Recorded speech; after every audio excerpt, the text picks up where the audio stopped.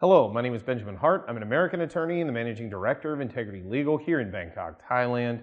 As the title of this video suggests, we're asking the question, has Thailand chosen to deprioritize tourism? We talked about this going back, I think it was in 2020. The Tourism and Health Minister, Pipat Ratchakitprakarn, brought up the fact that, maybe tourism wasn't going to be quite the high priority it had been. And I think in that context, they meant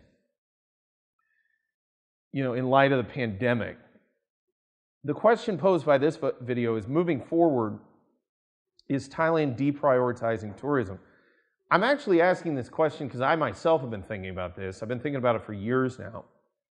I said long before the pandemic, going back to like 2018, Thailand's always sort of had this kind of Sophie's choice, if you will, in terms of the fact that it has a manufacturing sector and an export sector that's rather dependent on Thailand's currency being relatively weak compared to her export partners, most notably, for example, the United States and Europe for that matter.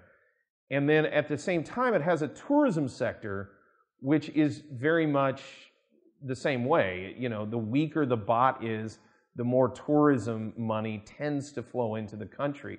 And again, it creates this kind of Sophie's choice. What would Thailand choose if it had to give up one of these segments of GDP? I suspect probably tourism. Manufacturing and exports are probably viewed as a higher priority, but only just.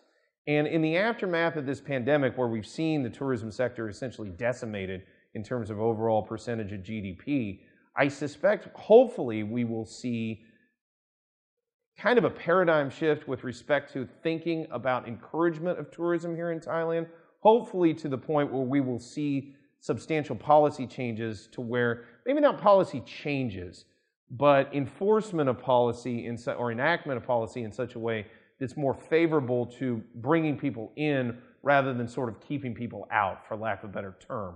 So hopefully we'll see that moving forward. We'll certainly keep you updated on this channel as the situation evolves.